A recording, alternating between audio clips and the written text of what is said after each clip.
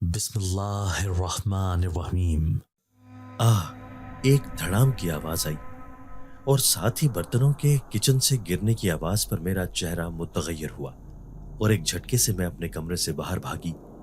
میرا رخ کچن کی جانب تھا جہاں سے آوازیں آ رہی تھیں۔ میرا دل کسی انہونی کے احساس سے دھڑک رہا تھا اور دعا کر رہی تھی کہ جیسا سوچ رہی ہوں ویسا نہ ہو۔ جیسے ہی کچن میں داخل ہوئی تو ایسا لگا کہ کسی نے میرا دل مٹھی میں لے لیا ہو۔ سامنے ہی امی کچن کی زمین پر کمر کے بل گری ہوئی تھی اور ان کے چہرے پر تکلیف دہ اثرات تھے۔ میں ایک بھی لمحہ ضائع کیے بغیر امی کو اٹھانے کے لیے آگے بڑھی، جو کہ کچن میں پانی لینے کے لیے آئی تھی، اور جوڑوں اور کمر میں ہوتے شدید درد کو برداشت نہ کرتے ہوئے دھڑام سے گر گئی تھی، اور ہاتھ میں پکڑا ہوا گلاس زمیں بوس ہو کر چکنا چور ہو گیا تھا، اور ساتھ ہی پڑا مٹکا جو کہ پانی سے بھرا ہوا تھا وہ بھی گرا۔ پانی زمین پر ہر جگہ پھیل گیا تھا جس کی وجہ سے وہ اٹھ بھی نہیں پا رہی تھی اور درد سے کرا رہی تھی۔ میں فوراً آگے بڑھی اور امی کو اپنے زور پر اٹھایا، لیکن میرے لیے بھی یہ مشکل کام ہو رہا تھا۔ دل میں اللہ سے طاقت مانگتی اپنا پورا زور لگا رہی تھی کہ امی کو اٹھا سکوں کہ اچانک ہی دروازے پر دستک ہوئی۔ میں اس مخصوص دستک کو فوراً ہی پہچانتے ہوئے دروازے کی جانب دوڑی۔ دروازہ کھولنے پر سامنے اپنی بچپن کی سہیلی کو کھڑا دیکھ کر شکر کا سانس لیتے فوراً ہی اس کو سارا معاملہ جلدی جلدی بتاتے اس کو لیے کچن کی جانب بڑھی۔ پھر ہم دونوں نے مل کر امی کو احتیاط کے ساتھ اٹھایا اور کمرے کی طرف لے گئے۔ بہت ہی آرام کے ساتھ ان کو چارپائی پر لٹا کر میں فوراً بھاگی اور ایک دم گرم کپڑے سے امی کی کمر پر ٹکور کرنے لگی تھی۔ میری سہیلی بھی میری مدد کرتی جا رہی تھی۔ امی تکلیف کی وجہ سے آنکھوں میں آنسو لیے لیٹی تھی۔ میری سہیلی مجھے کچھ دیر بعد اپنے ساتھ دوسرے کمرے میں لے آئی اور کہا کہ ایسا کب تک چلے گا عالیہ؟ میں تم سے کتنی دفعہ کہہ چکی ہوں کہ اب آنٹی کی طبیعت ایسی نہیں ہے کہ تم ان کو بغیر دوائیوں کے رکھ سکو۔ اپنے گھر کے حالات سے تم بخوبی واقف ہو۔ آج یہ واقعہ ہوا ہے اور اللہ کا شکر ہے کہ کسی بڑے نقصان سے بچ گئے ہیں، ورنہ تو یہ تم بھی جانتی ہو کہ کیا کچھ ہو سکتا تھا۔ میں تمہیں ابھی بھی کہہ رہی ہوں کہ تم اب گھر سے باہر نکلو اور کام کرنا شروع کرو۔ میں نے تمہیں جس کام کے بارے میں بتایا تھا وہ ابھی تک موجود ہے۔ تمہیں اب ہر حال میں وہاں جا کر کام شروع کرنا ہوگا تاکہ تمہاری امی کا علاج شروع ہو سکے۔ میں خاموشی کے ساتھ اس کی ساری باتیں دھیان سے سن رہی تھی، جو کہ وہ ہر مرتبہ ہی کیا کرتی تھی، لیکن میرے اندر خوف ہوتا تھا کہ میں کیسے اپنی جان سے پیاری امی کو اس طرح اکیلا چھوڑ کر اتنا دور جا کر کام کروں۔ لیکن اب مجھے حالات کی سنگینی کا اندازہ ہو رہا تھا کہ محض گھر میں چند بچوں کو قرآن مجید پڑھا کر جو پیسے ملتے تھے ان سے ہمارے گھر کا خرچہ پورا نہیں ہو سکتا تھا، اور اب تو امی کی طبیعت بھی بہت خراب رہنے لگی تھی، جن کے لیے دوائیوں کی ضرورت تھی، جن کے پیسے میرے پاس نہیں تھے۔ میری سہیلی مجھے بہت دفعہ ہمارے گھر سے کافی فاصلے پر موجود قدرے ویرانے علاقے میں موجود ایک ہزاروں سال پرانی حویلی میں ملازمت کرنے کا کہہ چکی تھی، کیونکہ ان کو ایک عدد ملازمہ کی ضرورت تھی جو کہ ان کو بہت سال ہو گئے تھے نہ مل سکی تھی، کیونکہ اس حویلی کے بارے میں مشہور تھا کہ وہ ایک پراسرار اور آسیب زدہ حویلی تھی جہاں پر کچھ کالے سایوں کا بسیرا تھا۔ یہ بات پورے گاؤں میں جنگل کی آگ کی طرح مشہور تھی۔ ہر کوئی ہی یہ بات جانتا تھا کیونکہ بہت سے لوگوں نے کچھ اندیکھے سائے اس گاؤں اور حویلی کے آس پاس محسوس کیے تھے، اور کچھ لوگوں کا تو یہ بھی کہنا تھا کہ انہوں نے اپنی آنکھوں سے کچھ ایسے بھیانک مناظر دیکھے تھے کہ وہ پھر ساری عمر اسی خوف میں گزار چکے تھے۔ اس حقیقت سے میں بھی واقف تھی اور میری سہیلی بھی، لیکن ہمیں اپنے اللہ کے کلام پر پورا بھروسہ تھا کہ اس کے کلام کی حفاظت سے کوئی پر اسرار طاقتیں ہمارا کچھ نہیں بگاڑ سکتی تھی۔ لیکن مجھے اپنی امی کو اکیلا چھوڑ کر جانے کا خوف تھا، لیکن آج میری سہیلی کی یہ تسلی دینے پر کہ وہ میری امی کو اپنے ساتھ رکھے گی اور ان کا پورا خیال رکھے گی، میں نے بالآخر حامی بھر ہی لی تھی اس پراسرار حویلی میں ملازمت کرنے کے لیے، جس کو سن کر میری سہیلی بھی مطمئن ہو گئی تھی۔ میرا نام عالیہ ہے اور میں اپنی امی کے ساتھ گاؤں کی ہی ایک کچی آبادی میں اکیلی رہتی ہوں۔ میرے ابو کا انتقال میرے بچپن میں ہی ہو چکا تھا، جس کی وجہ سے میری امی پر ہی ساری ذمہ داریوں کا بوجھ آ چکا تھا۔ انہوں نے ارد گرد کے گھروں میں کام کرنا شروع کیا اور کچھ نہ کچھ کما کر اپنا اور میرا پیٹ پالا۔ ساتھ ہی انہوں نے مجھے قرآن پاک کی تعلیم دلوائی اور حفظ کروایا مجھے، کیونکہ اتنے پیسے نہ تھے کہ اسکول میں تعلیم حاصل کر سکتی۔ جب میں کچھ بڑی ہوئی تو دیکھا کہ امی کچھ بیمار رہنے لگی تھی، اب ان سے اتنے کام نہیں ہو سکتے تھے، کیونکہ ان کی کمر اور جوڑوں میں درد ہوتا تھا، جو کہ وقت کے ساتھ ساتھ شدت اختیار کرتا گیا تھا۔ آہستہ آہستہ امی نے کام پر جانا چھوڑ دیا، کیونکہ اب تکلیف کی وجہ سے وہ جھک نہیں سکتی تھی، تو یہ مختلف گھروں میں کام کرنا ناممکن تھا۔ میں نے امی کو کہا کہ میں ان کی جگہ کام کروں گی تاکہ کچھ تو کمائی ہو سکے۔ وہ اس چیز کے سخت خلاف تھیں کہ میں یہ کام نہ کروں، لہٰذا میں نے گھر میں رہ کر ہی ارد گرد کے گھروں کے بچوں کو قرآن پڑھانا شروع کر دیا تھا اور ان کو اسلامی تعلیمات دے کر کچھ معاوضہ لینا شروع کر دیا تھا۔ اس سے زیادہ تو نہیں، مگر اتنا ہوتا تھا کہ 2 وقت کا کھانا آ جاتا تھا۔ لیکن ہر دن بڑھتی مہنگائی اور امی کی دن بدن خراب ہوتی طبیعت کی وجہ سے ہمارا گزارا مشکل ہوتا جا رہا تھا۔ میری سہیلی کی بتائی ہوئی ملازمت پر میں نے شروع میں تو انکار کیا کہ امی کو چھوڑ کر کیسے وہاں جاؤں، کیونکہ وہاں حویلی کے بہت دور ہونے کی وجہ سے رہنا پڑتا، مستقل اور مجھے کبھی کبھار ملنے آنے کی اجازت تھی۔ لیکن اب میں مان ہی گئی تھی، امی کو اطلاع دے دی تھی اور وہ بھی راضی ہو گئی تھی۔ میں نے اپنے ایک قدرے مناسب بیگ میں اپنے کچھ کپڑے اور رکھے اور کچھ ضرورت کا سامان رکھا، اور پھر اپنی امی کے پاس گئی، جن کو میری سہیلی اپنے ساتھ اپنے گھر لے جا رہی تھی، کیونکہ وہ خود بھی اپنی ماں کے ساتھ اکیلی ہی رہتی تھی۔ امی کی دعاؤں اور نصیحتوں کے سائے میں اپنی سہیلی سے اس پراسرار حویلی کا پتہ پوچھ کر روانہ ہو گئی تھی۔ اپنی چادر میں نے مضبوطی سے لپیٹی ہوئی تھی۔ آیت الکرسی کا ورد کرتے ہوئے میں راستے سے گزرتی ہوئی آگے جا رہی تھی۔ وہ حویلی چونکہ کچھ ویران علاقے میں تھی، تو راستہ بہت پتھریلا سا تھا، جہاں پر پرانی جھاڑیاں تھیں۔ میں اپنے آپ کو بچتی بچاتی وہاں سے گزر رہی تھی کہ اچانک ایسے محسوس ہوا کہ میرے پیچھے کسی چیز کی سرسراہٹ ہوئی ہو۔ میں ایک دم سے چوکنا ہو گئی تھی۔ وہ سرسراہٹ مجھے اپنے پیچھے ہی محسوس ہو رہی تھی۔ آخر کار ایک جگہ رک کر اچانک سے پیچھے مڑی تو ایک نہایت ہی خوفناک سانپ میرے پیچھے تھا۔ میں خوف سے سفید پڑتی فوراً آگے کی جانب دوڑی اور راستے میں موجود سوکھی ہوئی گھاس پھوس اس کے راستے میں ہی پھینکتی گئی تاکہ وہ میرا پیچھا نہ کر سکے۔ بھاگتے بھاگتے خوف سے میرا سانس پھول چکا تھا۔ کافی آگے جا کر ایک بہت ہی بڑی اور پرانی حویلی دکھائی دی۔ میری آنکھیں اس حویلی کو دیکھ کر کھلی کی کھلی رہ گئی تھی، کیونکہ آج تک اپنی زندگی میں کبھی ایسی حویلی نہ دیکھی تھی، لیکن اس کے ارد گرد مکمل سناٹا تھا، مانو اس حویلی میں بھی کسی وجود کا نام و نشان تک نہ تھا۔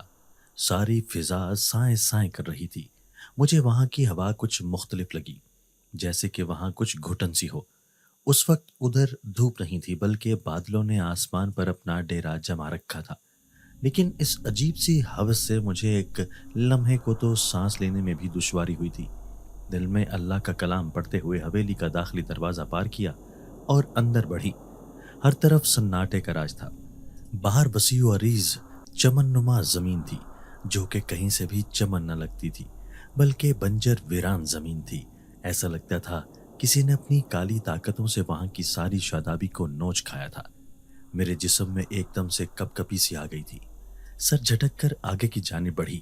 میرے دل میں بس یہ خواہش تھی کہ جلدی سے کلثوم بیگم نامی خاتون مجھے مل جائیں، جو یہاں پر رہتی تھی، اور انہوں نے ہی مجھے کام پر رکھا تھا تاکہ ان سے کام وغیرہ سارا سمجھ کر جلد از جلد کام شروع کر سکوں۔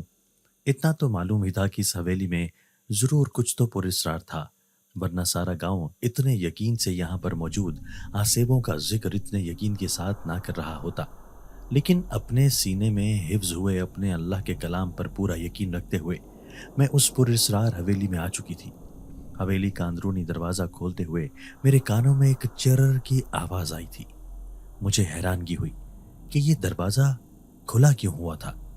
دروازے پر کھڑے ہو کر ہی میں نے آہستہ سے آواز سے پوچھا کہ کوئی ہے، لیکن ہر طرف اتنا سناٹا تھا کہ اپنی ہی آواز میرے کانوں میں گونج کر آئی، جس نے ایک لمحے کو تو مجھے لرزا کر رکھ دیا تھا۔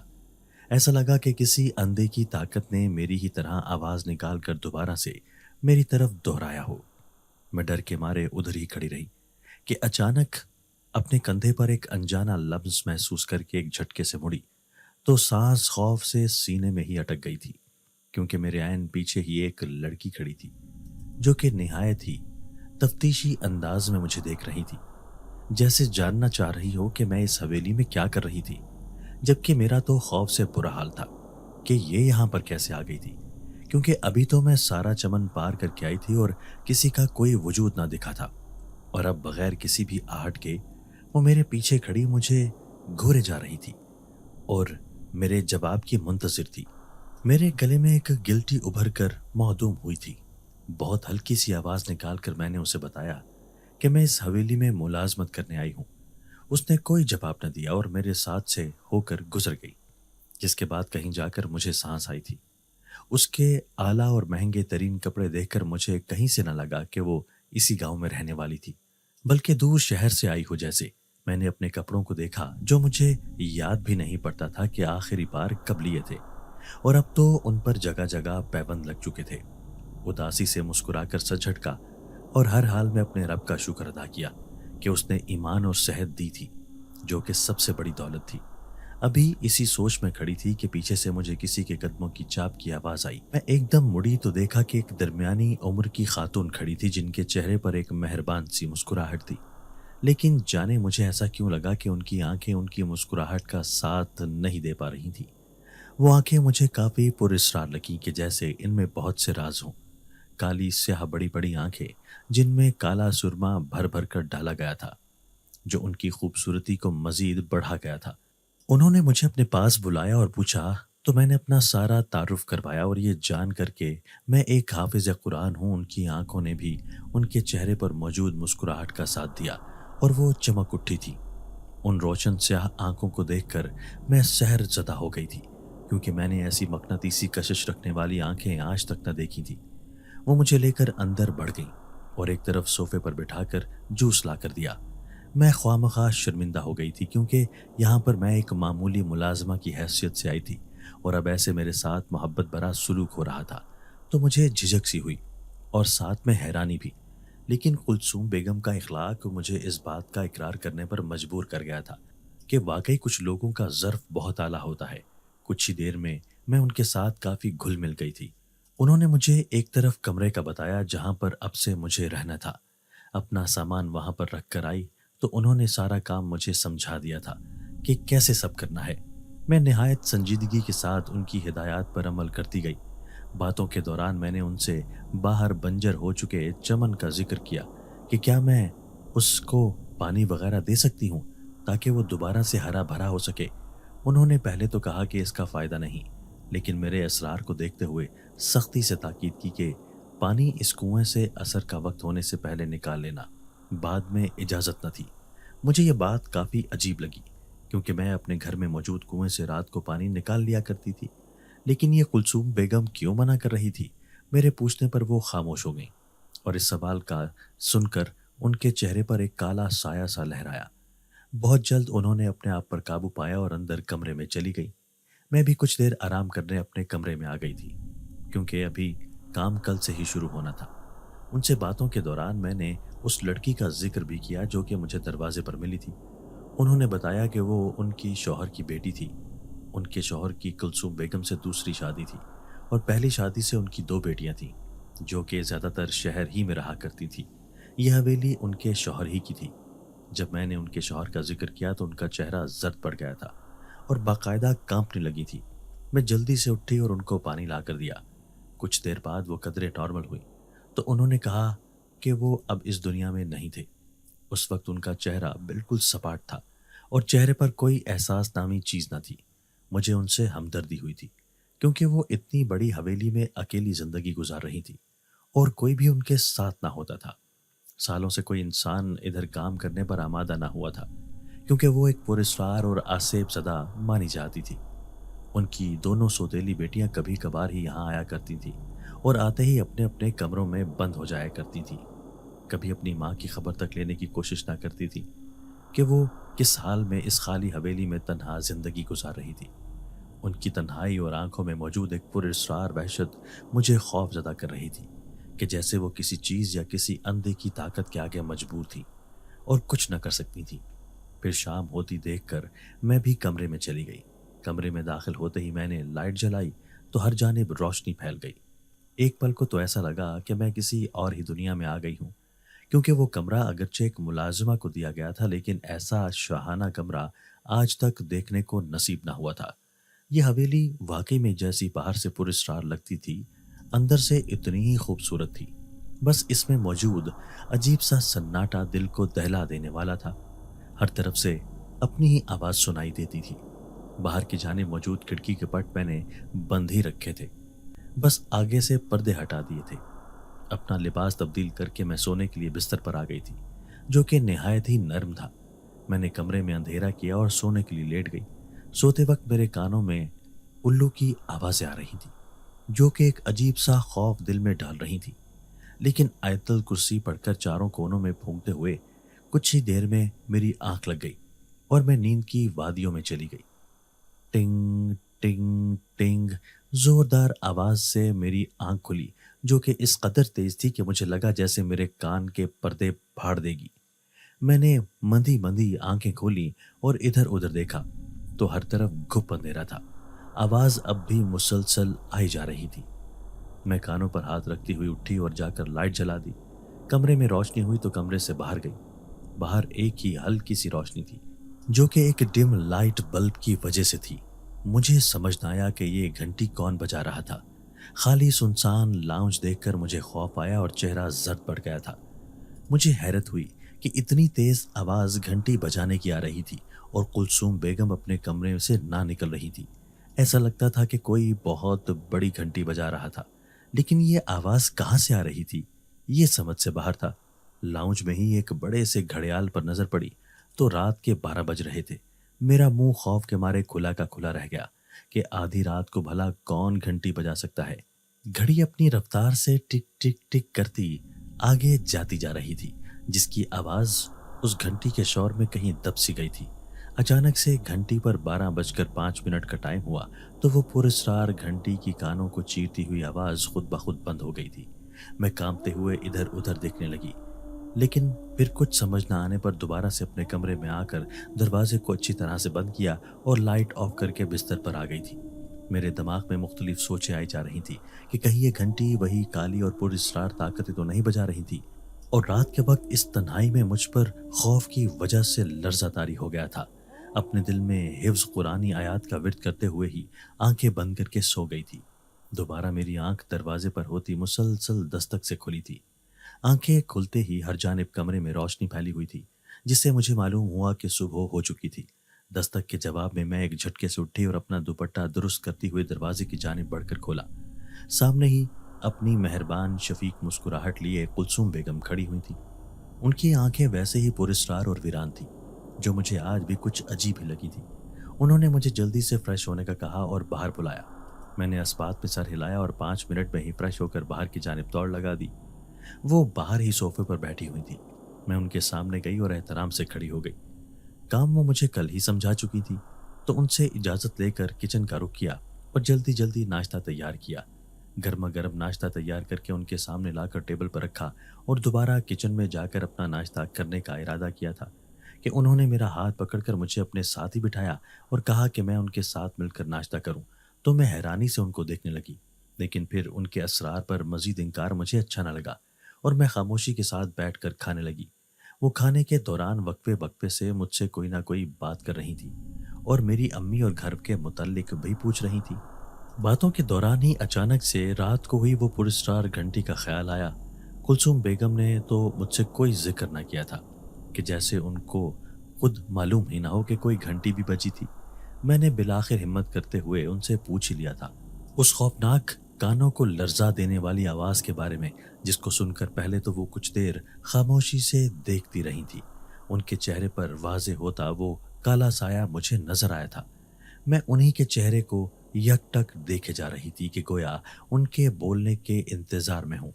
उन्होंने मुझसे कहा कि क्या मैंने उस हवेली से मुतल्लिक कुछ पुरस्कार बातें सुन रखी थी कि यहाँ आसेबों का साया है और काली ताकतों ने इस हवेली को अपने कब्जे में कर रखा है।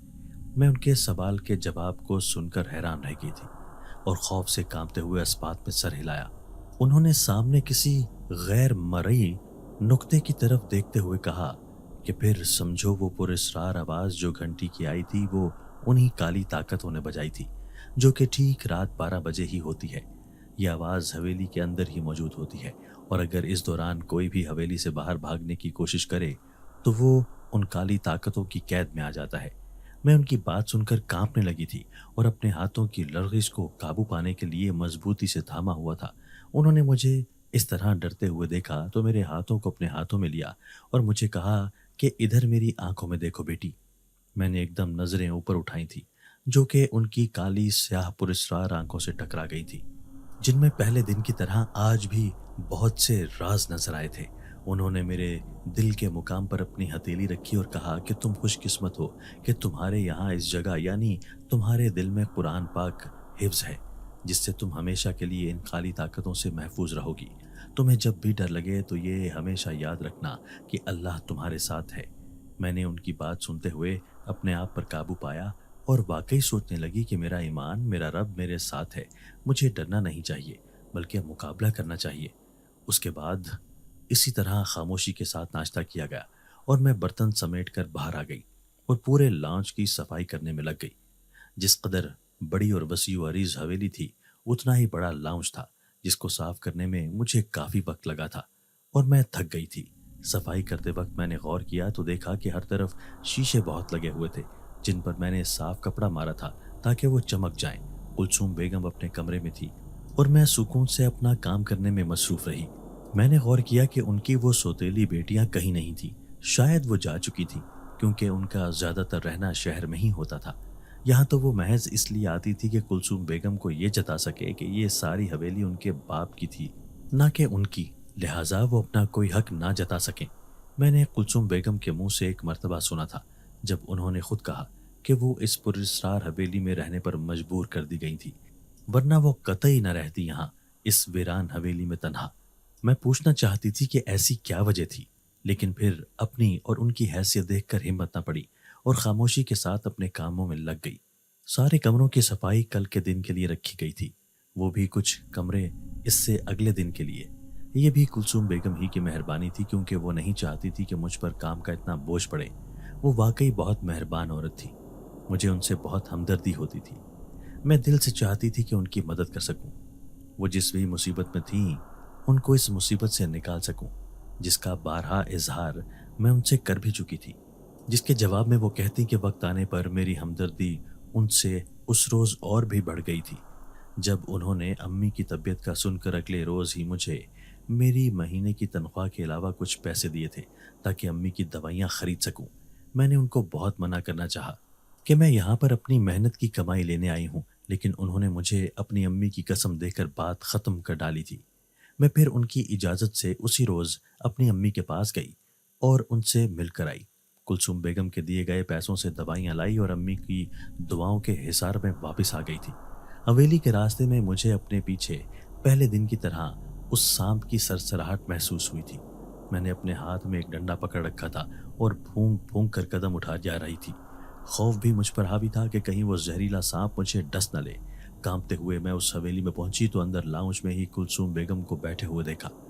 मैं उनके पास गई और उनका अपनी अम्मी की जानिब से ढेर सारा शुक्रिया अदा किया, जिसके जवाब में उन्होंने आजिज़ी के साथ कहा कि सब अल्लाह करता है, इंसान तो बस वसीला हैं। मैं मजीद उनकी मेहरबान तबीयत की कायल हो गई थी। सहन की सफाई तो हो ही गई थी। अब मैं एक नज़र अपने कपड़ों को देखकर, जो कि काफ़ी धूल वाले हो चुके थे, तब्दील करने कमरे की जानिब गई। कुछ ही देर में नहाकर बाहर आई और घड़ी में वक्त देखा तो दोपहर खाने का वक्त था। खाना मैं बना चुकी थी, बस रोटी पकानी थी। जल्दी जल्दी मैं अपने और कुलसूम बेगम के लिए रोटियां पकाईं और उनके साथ ही लाउंज में बैठकर खाना खाया। खाने के दौरान उन्होंने मुझसे कहा कि वो मुझसे कुरान पाक सुनना चाहती थी और कहा कि मैं किसी फारिग वक्त में उनके सामने तिलावत करूं। मुझे कुछ अजीब लगा, लेकिन फिर इस बात में सर हिलाकर हामी भर ली। मैंने खाने के दौरान नोट किया कि उनका ध्यान मेरे कपड़ों की जानिब गया था। काफ़ी मर्तबा ऐसा लगा कि वो कुछ कहते कहते रुक गई थी। मैंने पूछना मुनासिब न समझा और खाना खा लेने के बाद बर्तन समेट कर किचन चली गई थी। मेरा इरादा ज़ोहर की नमाज अदा करके कुछ देर कुरान की तिलावत करने का था। बर्तन धोने के बाद जो ही किचन से बाहर आई तो कुलसूम बेगम लाउंज में न थी। मुझे हैरत हुई कि अभी 2 मिनट पहले तो वो यहीं थी, अब अचानक से कैसे गायब हो गई थी। फिर सोचा कि शायद अपने कमरे में चली गई होंगी। मैंने भी अपने कमरे का रुख किया और वुजू करके नमाज पढ़ने लगी। नमाज के बाद दुआ मांगकर बिस्तर पर कुरान मजीद पढ़ने बैठी तो अचानक से कुलसूम बेगम की फरमाइश याद आई لیکن پھر یہ سوچ کر رک گئی کہ شاید وہ اس وقت آرام کر رہی ہوں اپنے کمرے میں۔ بسم اللہ پڑھ کر قرآن کھولا تو اتفاق سے آج سورہ جن پڑھنی شروع کر دی۔ ابھی ایک آیت ہی پڑی تھی کہ دروازے پر دستک ہوئی۔ میں ادھر ہی کچھ دیر وقفہ لے کر اٹھی اور دروازہ کھولا تو سامنے ہی کلثوم بیگم کھڑی تھی اور ان کے ہاتھ میں ایک گٹھلی سی تھی۔ میں نے ایک طرف ہو کر ان کو راستہ دیا تو وہ آرام سے آئیں اور بستر پر بیٹھ گئی تھی۔ میں ان کے پیچھے ہی دروازہ بند کر کے اندر آ گئی اور بستر پر ان کے قریب کھڑی ہو گئی تھی۔ انہوں نے اس گٹھلی کو بستر پر رکھ کر کھولا تو اس میں کچھ نئے کپڑے تھے۔ میں حیرت سے ان کپڑوں کو دیکھنے لگی تھی جو کہ دکھنے میں کافی قیمتی لگتے تھے۔ میں نے تو ساری زندگی اتنے خوبصورت کپڑے نہ دیکھے تھے۔ ابھی اسی حیرت میں تھی کہ ان کی آواز سے ہوش میں آئی جب وہ کہہ رہی تھی کہ کیا تم قرآن پاک کی تلاوت کر رہی تھی؟ میں نے اسبات میں سر ہلایا ہی تھا کہ انہوں نے میرا ہاتھ تھام کر مجھے بستر پر بٹھایا اور کہا کہ میں ان کو تلاوت کر کے سناؤں۔ میں ان کی آنکھوں میں موجود اس عجیب سی چمک کو ناسمجھی کے ساتھ دیکھ رہی تھی۔ وہ ایسے کیوں برتاؤ کر رہی تھی جیسے وہ قرآن خود پڑھنا چاہتی ہوں مگر پڑھ نہ پا رہی ہوں۔ ان کی آنکھوں میں موجود حسرت اور کچھ پر اسرار رازوں نے مجھے مجبور کیا کہ میں نے بسم اللہ پڑھ کر قرآن کھولا تو وہی سورہ جن کھول کر تلاوت شروع کر دی۔ تیز آواز میں تلاوت کرتے ہوئے میں اس کیفیت میں کھو گئی تھی جو اللہ کے کلام سے مجھ پر طاری ہو جاتی تھی۔ سورت مکمل کر کے میں نے قرآن پڑھ کر ان کو دیکھا تو وہ جو آنکھیں بند کیے ہی اس کلام پاک کو غور سے سن رہی تھی، اچانک سے آنکھیں کھولی اور میرے سامنے موجود کپڑوں کی جانب اشارہ کیا کہ میں ان پر پھونک دوں۔ میں پہلے تو حیران ہو کر ان کو دیکھتی رہی لیکن پھر ان کے کہنے کے مطابق ویسا ہی کر کے ان نئے کپڑوں پر پھونک مار دیا تھا۔ ان کو دیکھا تو انہوں نے بے ساختہ سکون کی سانس خارج کی تھی۔ مجھے کچھ سمجھ نہ آیا لیکن پھر خاموشی سے ان کی اگلی بات کا انتظار کرنے لگی۔ کچھ دیر بعد انہوں نے اس گٹھلی کو میرے سامنے کیا اور کہا کہ یہ کپڑے وہ میرے لیے لائی تھی کیونکہ ان کا کہنا تھا کہ میرے کپڑے بہت پرانے ہو چکے تھے، جو کہ ایک حقیقت تھی، لیکن جو کپڑے کلثوم بیگم میرے لیے لے کر آئی تھی وہ میری حیثیت سے بہت بڑھ کر تھے، جن کو خود لینے سے میں نے انکار کرنا چاہا لیکن انہوں نے سختی سے کہا کہ اگر میں نے یہ کپڑے نہ لیے تو وہ ناراض ہو جائیں گی۔ کچھ ہی عرصے میں اپنی شفیق اور مہربان طبیعت کی وجہ سے کلثوم بیگم مجھے اتنی عزیز ہو گئی تھی کہ ان کی ناراضگی کا سن کر میں تڑپ اٹھتی اور پھر بالآخر جھجکتے ہوئے ان سے وہ کپڑے لے لیے تھے۔ میں اپنے اللہ کے بعد ان کی مشکور تھی۔ انہوں نے مجھے کہا تھا کہ اب کل سے مجھے یہی کپڑے پہننے تھے اور اپنے سارے پرانے کپڑے ہٹا دینے تھے، جس پر میں نے اسبات میں سر ہلاتے ہوئے حامی بھری۔ کچھ دیر بعد وہ اٹھی اور اپنے کمرے کی جانب روانہ ہو گئی تھی۔ میں نے وہ کپڑے اٹھائے جو کہ تقریباً کوئی 7-8 جوڑے تھے، جو کہ بہت زیادہ تھے۔ احتیاط کے ساتھ ان کو الماری میں سیٹ کر کے رکھا اور پھر بستر پر قرآن کے نسخے کو احترام کے ساتھ اٹھا کر ایک طرف سنبھال کر رکھ دیا۔ اسی طرح کچھ مزید کام کر کے سارا دن گزر گیا تھا۔ گاؤں میں شام جلد ہی ہو جایا کرتی تھی جس کی وجہ سے اندھیرا چھا جاتا تھا، تو میں بھی پھر سونے کی غرض سے اپنے کمرے میں آ گئی تھی۔ میرے ذہن میں اب اس پر اسرار گھنٹی کا خیال تھا کہ ٹھیک 12 بجے وہ خود بخود بج جایا کرے گی۔ مجھے اس سے ڈرنا نہیں تھا بلکہ اپنے کمرے میں ہی رہنا تھا۔ اسی طرح رات بھی گزر گئی تھی اور ایک نئے دن کا آغاز ہوا تھا۔ میں صبح اٹھی اور باتھ روم میں جا کر جلدی سے فریش ہو کر کلثوم بیگم کے لائے گئے کپڑوں میں سے ایک جوڑا پہنا۔ اپنے آپ کو آئینے میں دیکھ کر مجھے یقین ہی نہ آیا کہ اتنا خوبصورت اور قیمتی لباس میرا ہو سکتا تھا۔ پھر سر جھٹک کر اپنے سر پر اچھی طرح سے دوپٹہ اوڑھا اور باہر کی جانب قدم بڑھا دیے۔ لاؤنج میں ہی کلثوم بیگم حسب معمول صوفے پر بیٹھی ہوئی تھی۔ میں نے ان کو سلام کیا اور کچن کا رخ کیا تاکہ ناشتہ بنا سکوں۔ ان کی آنکھوں میں آج کچھ خاص چمک تھی جو کہ میری سمجھ میں تو نہ آیا، لہٰذا اپنا دھیان اپنے روزمرہ کے کاموں پر لگایا تھا۔ ناشتے سے فارغ ہو کر میں کلثوم بیگم کے پاس آئی کہ آج کون کون سے کمروں کی صفائی کرنی تھی، تو ان کے بتائے گئے کاموں کے لیے خود کو تیار کیا اور جانے لگی کہ اچانک ہی میری نظر کلثوم بیگم کے پیروں پر پڑی اور میں ساکت نظروں سے وہیں دیکھنے لگی۔ پہلے تو مجھے لگا کہ یہ میری نظروں کا دھوکہ تھا، لیکن ایک دم نیچے قریب بیٹھ کر غور کیا تو وہ حقیقت تھی، کوئی نظروں کا دھوکہ نہ تھا۔ ان کے پیروں کو کالی سیاہ رنگ کی بیڑیوں میں جکڑا ہوا دیکھ کر میں ان کو حیران ہو کر دیکھنے لگی۔ وہ سپاٹ نظروں سے مجھے دیکھ رہی تھی۔ میں نے ان کو ہاتھ لگانا چاہا تو اچانک سے انہوں نے انتہائی پراسرار آواز میں کہا کہ خبردار اگر ان بیڑیوں کو ہاتھ لگایا تو۔ میں نے خوف سے سفید پڑتے ان کا چہرہ دیکھا کیونکہ یہ بھیانک آواز مجھے ان کی بالکل نہ لگی تھی، یہ تو کسی اور ہی کی آواز تھی۔ میں نے ایک دم اپنے ہاتھ پیچھے کر لیے تھے اور خوف سے کانپتے ہوئے کھڑی ہوئی اور کچھ قدم ان سے دور ہو گئی۔ ابھی کچھ ہی دیر گزری تھی کہ ان کے جسم کو ایک زوردار جھٹکا لگا اور وہ مجھے دیکھ کر حیرانی سے پوچھنے لگی کہ میں اتنا ڈر کیوں رہی ہوں اور یوں کانپنے کی وجہ پوچھی۔ میں اس مرتبہ اور حیران ہو کر ان کو دیکھنے لگی کہ آخر یہ سب کیا ہو رہا تھا۔ ابھی کچھ دیر پہلے ہی کلثوم بیگم کے منہ سے ایک بھیانک سی آواز آئی تھی کہ گویا وہ آواز ان کی ہو ہی نہ بلکہ کسی پر اسرار مخلوق کی ہو، اور اب وہ دوبارہ سے اسی طرح ہو چکی تھی۔ مہربان اور شفیق، میں نے ان کے پیروں پر غور کیا تو وہ کالی سیاہ پر اسرار بیڑیاں اب بھی تھیں۔ مجھے ان سے خوف آیا کہ یہ ان کے پیروں میں کیوں تھی۔ کلثوم بیگم کو جواب کا منتظر پاتے ہوئے میں نے دور سے ہی ان کو لرزتے ہوئے پوچھا کہ یہ آپ نے کیوں پہن رکھی تھی؟ دل میں یہ خوف بھی تھا کہ کہیں وہ خوفناک آوازیں پھر نہ آ جائیں۔ دوبارہ ان بیڑیوں کو ہاتھ لگانے کی جرت میں نے ہرگز نہ کی تھی۔ انہوں نے میرے سوال کے جواب میں حیران ہوتے ہوئے اپنے پیروں کی جانب دیکھا اور پھر دوبارہ میری نظروں میں دیکھا جو کہ انہیں خوفناک بیڑیوں پر مسحور تھیں، تو کچھ دیر خاموش ہوئیں۔ میں شدت سے ان کی طرف سے جواب کی منتظر تھی۔ انہوں نے مجھ سے پوچھا کہ بیڑیاں کس لیے لگاتے ہیں؟ میں حیران ہو کر ان کو دیکھتی رہی، لیکن پھر ان کو خاموش دیکھا کہ آہستہ سے کہا کہ جب کسی کو قید کیا جائے۔ انہوں نے اس بات میں سر ہلایا اور پھر کہا کہ یوں سمجھو مجھے بھی قید کیا گیا ہے۔ میں شوق کی کیفیت میں ان کا چہرہ دیکھنے لگی تھی کہ بھلا کلثوم بیگم جیسی مہربان اور رحم دل خاتون کو کوئی کیوں قید کرے گا؟ ان سے کسی کی کیا دشمنی ہو سکتی ہے؟ لیکن یہ بیڑیوں کا مقصد مجھے سمجھ نہ آیا کہ وہ تو اس حویلی میں آزادی کے ساتھ پھرتی تھی، جہاں چاہے جا سکتی تھی، تو یہ کیسی قید تھی؟ مختلف سوالات میرے ذہن میں گردش کرنے لگے تھے۔ ان کی آنکھوں میں ایک اندھے کی اذیت دیکھ کر میرا دل نہ جانے کیوں اداسی کی لپیٹ میں آ گیا تھا۔ میں ان کو اس قید سے رہا کرنا چاہتی تھی، مگر سمجھ نہ آیا کہ یہ کس نوعیت کی قید تھی اور آخر قید کرنے والا تھا کون اور کہاں تھا۔ انہوں نے میری آنکھوں میں موجود بے شمار سوالوں کو پڑھ لیا تھا۔ انہوں نے کہا کہ ضرورت نہیں کہ ہم ہمیشہ کسی انسان ہی کی قید میں ہوں، یا پھر قید وہی ہو جو کسی جیل میں رہ کر کاٹی جاتی ہے۔ بعض قیدیں ایسی بھی ہوتی ہیں جو کسی اندیکھی اور پر اسرار طاقت کی قید میں ہوتی ہیں، جس سے آزادی ملنا اتنا آسان نہیں ہوتا۔ یہ بیڑیاں بھلے تمہیں دیکھنے میں لگیں کہ یہ کیسی قید ہے کہ جس میں جہاں چاہوں گھوم سکتی ہوں، لیکن در حقیقت 50 سالوں سے اس پر اسرار حویلی میں مجھے انہی بیڑیوں نے قید کر رکھا ہے، اور قید کرنے والا ان کا بہت ہی قریبی تھا۔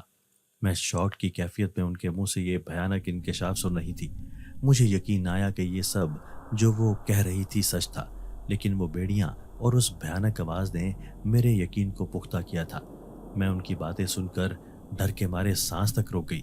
ادھر ادھر نظر دوڑانے لگی تھی کہ وہ کالی طاقتیں ہمارے ارد گرد ہی ہوں گی۔ اچانک ان کی آواز سے ہوش میں آئی جب انہوں نے کہا کہ آج کے لیے اتنا سچ جاننا کافی تھا۔ اب تم اپنے کام کرو اور ڈرنا نہیں بلکہ مضبوط بننا ہے، کیونکہ تمہارے پاس اللہ کا کلام ہے۔ میں ان سے مزید سوال کرنا چاہتی تھی، لیکن وہ خاموشی کے ساتھ اپنے کمرے کی جانب چلی گئی۔ چھن چھن کی آواز کے ساتھ میری نظروں نے ان کے پیروں کا پیچھا کیا جو کہ کالی سیاہ بیڑیوں کی قید میں تھے۔ اب مجھے ان کی آنکھوں کی اس اندیکھی اذیت کا علم ہوا تھا کہ وہ کیوں اس قدر ویران آنکھیں لیے گھومتی تھی، جبکہ چہرے پر وہی مہربان مسکراہٹ ہوتی جو کہ ان کی فطرت تھی۔ جب وہ اپنے کمرے میں چلی گئیں تو دروازے کے بند ہونے کی آواز کے ساتھ حال میں لوٹی اور ادھر ادھر دیکھا تو کوئی نہ تھا، اور خالی سنسان لاؤنج میرا منہ چڑھا رہا تھا۔ خوف سے دھڑکتے دل کے ساتھ اوپر کمروں کی صفائی پر اپنا دھیان لگایا۔ اوپر 3 بڑے بڑے کمرے تھے جو کہ کافی کشادہ تھے۔ میں نے سب سے پہلے کمروں کی کھڑکیاں کھولیں اور ہر طرف روشنی ہو جانے پر دیکھا تو بہت زیادہ دھول مٹی تھی، جیسے جانے کب سے کمروں کی صفائی نہ کی گئی ہو۔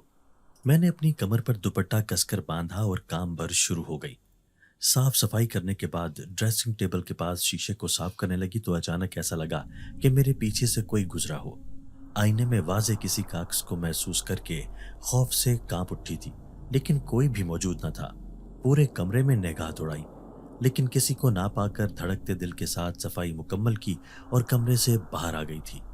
ایک ایک کمرے کی صفائی کرنے کے بعد میں کافی تھک چکی تھی، اور اوپر سے وہ پراسرار عکس جو مجھے 2-3 مرتبہ کمروں میں محسوس ہوا تھا، انہوں نے مجھے ذہنی طور پر کافی خوفزدہ کر دیا تھا، جس سے میرے اندر واضح لرزش تھی۔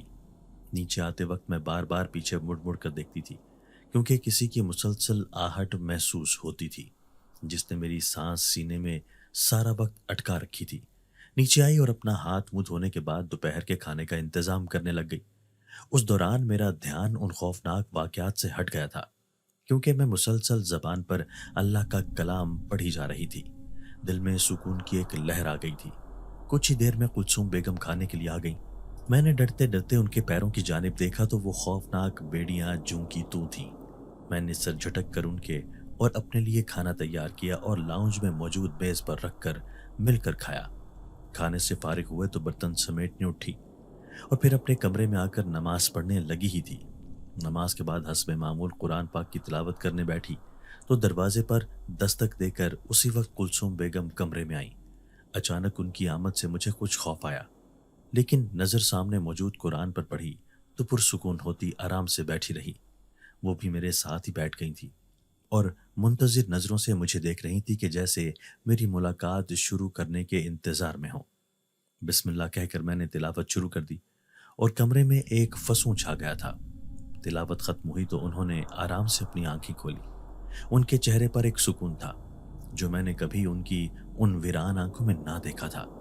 انہوں نے کچھ دیر بعد میرے ہاتھوں میں کچھ پیسے رکھے جو کہ میں نے لینے سے انکار کرنا چاہا، لیکن ان کی پیار بھری دھونس پر خاموشی سے رکھ لیا۔ وہ مجھے بالکل ایسے پیار کرتی تھی جیسے میں ان کی اپنی بیٹی ہوں۔ اس طرح سے مجھے بھی اس حویلی میں اکیلا محسوس نہ ہوتا۔ میرے دل میں خواہش جاگی تھی کہ بس کسی طرح ان کو اس پر اسرار طاقت کی قید سے رہائی دلوا سکوں۔ اسی الجھن میں میں نے ان کے دونوں ہاتھ تھامے اور ان سے درخواست کی کہ مجھے بتائیں کہ میں ان کی کس طرح سے مدد کر سکتی ہوں انہیں اس بھیانک قید سے رہا کرنے کے لیے۔ تو ایسا لگا جیسے وہ کہتے کہتے رک گئی ہوں یا پھر کسی پر اسرار مخلوق نے ان کو روک لیا ہو۔ انہوں نے کہا تو بس اتنا کہ مجھے اپنے سارے سوالوں کے جواب باہر چمن میں موجود اس کنویں سے ملیں گے۔ میں حیرت سے ان کو دیکھنے لگی کہ کنویں کا ان کی قید سے کیا تعلق بھلا۔ وہ مزید کچھ بھی نہ کہتے ہوئے اپنی جگہ سے اٹھی اور کمرے سے باہر چلی گئی۔ میں نے قرآن کو اپنی جگہ پر احتیاط سے رکھا اور آ کر اپنی جگہ پر لیٹ گئی تھی۔ کل کا دن ویسے بھی میں نے چمن کو صاف کرنا تھا اور وہاں موجود پودوں کو پانی دینا تھا۔ سر جھٹک کر باقی کے کاموں سے فارغ ہو کر بستر پر آ کر لیٹ گئی تھی۔ لیٹنے سے پہلے آیت الکرسی پڑھ کر چاروں کونوں میں پھونک کر پرسکون ہوتی لیٹ گئی تھی۔ آنکھیں موند کر دل میں پکا ارادہ کر لیا تھا کہ چاہے اب جو ہو جائے میں کلثوم بیگم کو اس خوفناک کالی طاقتوں کی قید سے رہا کرواؤں گی۔ انہوں نے میرا ان مشکل وقتوں میں بالکل اپنوں جیسا ساتھ دیا تھا۔ اب یہ میرا فرض تھا کہ میں ان کی خاموش التجا کو پورا کرتی۔ اسی طرح مختلف سوچوں میں ہی میری آنکھ لگ گئی تھی۔ اگلا دن روشن ہوا اور اپنے ساتھ بہت سے نئے راز لے کر طلوع ہوا تھا۔ میں اپنے وقت پر اٹھی اور ناشتہ وغیرہ سے فارغ ہونے کے بعد اپنے آپ کو چمن کی صفائی کے لیے تیار کیا۔ سب سے پہلے سارے سوکھے پتوں کو چمن سے اکٹھا کیا اور ایک طرف رکھے کوڑے دان میں ڈال دیا۔ اتنا سب کرنے میں ہی میں پسینے سے شرابور ہو گئی تھی، کیونکہ چمن کافی بڑا تھا اور وہاں پر پرانی گھاس بہت زیادہ گند کی طرح جمع ہو چکی تھی۔ اب وہاں پر موجود سب چھوٹے چھوٹے پتھروں کو ایک جھاڑو سے ایک جانب کیا۔ اب میرا ارادہ کنویں سے پانی لے کر وہاں پر پودوں کو پانی دینے کا تھا۔ وہاں پر گئی تو ادھر ادھر بالٹی کی تلاش میں نگاہ دوڑائی تو وہ ایک طرف کونے میں رکھی نظر آئی۔ کافی محنت سے پانی کی ایک بالٹی نکالی اور اس سے کچھ پودوں کو پانی دیا۔ میرا سانس پھول چکا تھا، بہت زیادہ گرمی تھی، اس لیے کچھ دیر آرام کرنے کے لیے کنویں سے ٹیک لگا کر آنکھیں بند کر کے بیٹھ گئی اور لمبے لمبے سانس لینے لگی تھی۔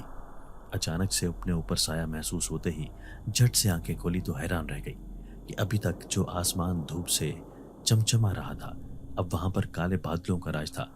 ایسا لگتا تھا کچھ ہی دیر میں بارش برس جائے گی۔ میری سمجھ میں نہ آیا کہ یہ اچانک سے کیسے موسم تبدیل ہو سکتا تھا۔ ابھی اسی سوچ میں تھی کہ بادلوں کی زوردار گرج چمک ہوئی، جس سے میں ایک دم اپنی جگہ سے اچھلی اور اندر کی جانب قدم بڑھانے چاہے کہ ایک نہایت ہی پراسرار آواز نے میرے قدم جکڑ لیے تھے۔ میں جدھر تھی اس سے آگے ایک قدم بھی نہ بڑھا پائی تھی۔ وہ پراسرار آواز مجھے کہہ رہی تھی کہ کیا تم اپنی محسن کو اس ظالم قید سے رہا نہیں کرانا چاہتی ہو؟ میں اپنی جگہ جم کر رہ گئی تھی اور خوف سے کانپتے ہوئے پیچھے مڑی تو کوئی موجود نہ تھا۔ میں سمجھ نہ پائی کہ وہ پراسرار آواز کہاں سے آئی تھی۔ میں ادھر ادھر دیکھنے لگی اس آواز کے تعاقب میں کہ اچانک خوف سے سن پڑ گئی جب وہی آواز اس کنویں سے آنے لگی۔ जो कि कह रही थी कि इस कुएं के साथ मौजूद एक दरख्त है जो कि 1000 साल पुराना था, उसके पास ही खुदाई करके वहां से एक चाबी निकालनी थी जिससे मैं कुलसूम बेगम के पैरों में मौजूद उन काली स्याह बेड़ियों की कैद से उनको रिहा करवा सकती थी। उस अनदेखी आवाज़ ने मुझ पर भयानक इंकशाफात किए थे कि ये कैद करने वाला कोई और नहीं बल्कि कुलसूम बेगम का अपना शौहर था, जो कि एक मक्कार जादूगर था। उसने कुलसूम बेगम से इसीलिए शादी की थी कि उनमें मौजूद तिलिस्माती और पुरस्रार ताकतों को अपने वश में करके उनको अपने घिनौने अमलों के लिए इस्तेमाल कर सके। क्योंकि कुलसूम बेगम कोई आम इंसान नहीं बल्कि एक जिनजादी थी जो कि बेशुमार ताकतों की मालिक थी और जिनको उस जादूगर ने अपनी झूठी मोहब्बत के झांसे में लाकर उनसे शादी कर ली थी और उनको अपने अमलों से कैद कर लिया था। अब इस कैद को एक हाफिज कुरान ही ख़त्म कर सकती थी। उस चाबी से उन बेड़ियों को खोलकर मैं खुद से कांपते हुए अल्लाह का नाम लेकर एक तरफ भागी और अपने साथ एक बेलचा लेकर आई और उस दरख्त के करीब खुदाई करने लगी। मैं जो कि पहले से ही थकी हुई थी, लेकिन अब कुलसूम बेगम को इस कैद से रिहाई के लिए मेहनत करती रही। मुझे हैरत हुई कुलसूम बेगम की हकीकत जानकर, लेकिन वो जितनी मेहरबान थी तो मैं खौफजदा न थी। आखिरकार आधे घंटे तक खोदते रहने के बाद बिलाखिर मुझे मट्टी से लथपथ एक सालों पुरानी चाबी मिली। मैं खुशी से उसको देखने लगी और एक ही जस्त में अपनी जगह से उठी और अंदर की जानिब भागी। कुलसूम बेगम मुझे अपनी तरफ आते हुए और मेरे हाथों में मौजूद उस मखसूस चाबी को देखते हुए खुशगवार अंदाज में चमक गई थी। मैंने एक झटके से उनके पैरों में झुककर उस चाबी से ताले को खोला और देखते ही देखते वो बेड़ियां गायब होती चली गईं। अचानक से हर जगह रोशनी छा गई थी और बाहर मौजूद काले स्याह बादल गायब हो गए थे। वो कैद खत्म हो गई थी और अब कुलसूम बेगम आज़ाद थी। उन्होंने मुझे खुशी से गले लगाया।